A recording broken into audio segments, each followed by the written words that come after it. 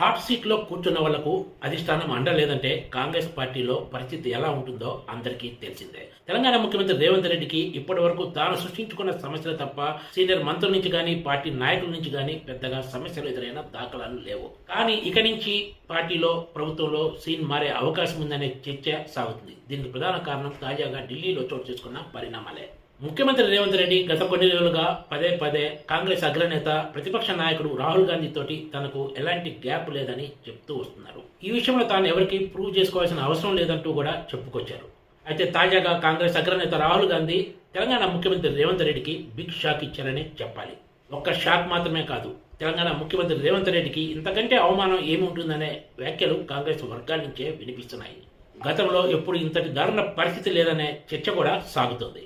ఢిల్లీలో ముఖ్యమంత్రి రేవంత్ రెడ్డిని పెట్టుకుని రాహుల్ గాంధీ కాంగ్రెస్ పార్టీ వ్యవహారాల ఇన్ఛార్జ్ కేసీ వేణుగోపాల్తో పాటు టీపీసీసీ ప్రెసిడెంట్ మహేష్ గౌడ్తో మాత్రమే సమావేశం అవటము, తర్వాత మహేష్ గౌడ్ కుటుంబానికి కూడా అపాయింట్మెంట్ ఇచ్చి ఫ్యామిలీతో కలిసి ఫోటోలు దిగడంతో ఇది రేవంత్ రెడ్డికి బిగ్ షాక్తో పాటు దారుణ అవమానం అనే అభిప్రాయం కూడా కాంగ్రెస్ నేతలు వ్యక్తం చేస్తున్నారు.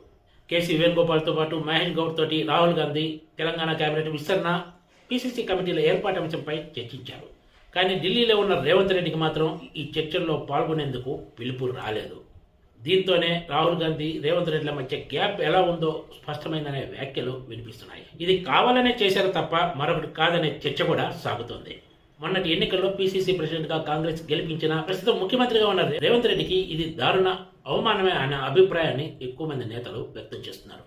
రేవంత్ రెడ్డి వ్యవహారాలపై కాంగ్రెస్ అధిష్టానం ముఖ్యంగా రాహుల్ గాంధీ తీవ్ర అసంతృప్తితో ఉన్నట్లు ఎప్పటి నుంచో ప్రచారం జరుగుతోంది. అయినా కూడా ఇప్పటి వరకు మంత్రులు కానీ కాంగ్రెస్ నేతలు కానీ ఎక్కడ రేవంత్ రెడ్డి నిర్ణయాలను ధిక్కరించి మాట్లాడిన దాఖలాలు పెద్దగా లేవని చెప్పొచ్చు. అయితే ఇక నుంచి ఆ పరిస్థితి ఉండదని, రాబోయే రోజుల్లో లెక్క మారే అవకాశాలు స్పష్టంగా కనిపిస్తున్నాయనే వ్యాఖ్యలు వినిపిస్తున్నాయి.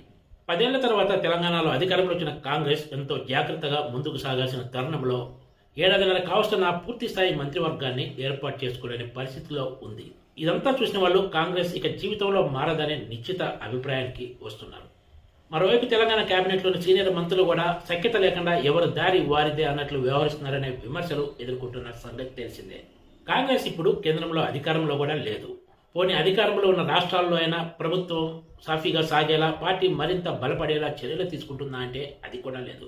ఈ విషయంలో ముఖ్యంగా రాహుల్ గాంధీ పెద్ద ఎత్తున విమర్శలు ఎదుర్కొంటున్నారు. ఇంకా ఆయన సీరియస్ రాజకీయాలు చేస్తున్న దాఖలాలు లేవనే వ్యాఖ్యలు వినిపిస్తున్నాయి. చాలా చోట్ల అధికారం దక్కించుకోవడమే కాంగ్రెస్కు గగనమైపోతుందని, దక్కిన చోట కూడా వాటిని నిలుపుకునే దిశగా చర్యలు లేకపోవడాన్ని ఏమానాలని ఆ పార్టీ నాయకులే ప్రశ్నిస్తున్నారు. ఢిల్లీలో తాజాగా చోటు చేసుకున్న పరిణామాలు చూస్తుంటే రాబోయే రోజుల్లో తెలంగాణ ప్రభుత్వంలో కూడా ఎలాంటి మార్పులు జరిగినా ఆశ్చర్యపోవాల్సిన అవసరం లేదనే చర్చ సాగుతుంది. Please subscribe TGTV.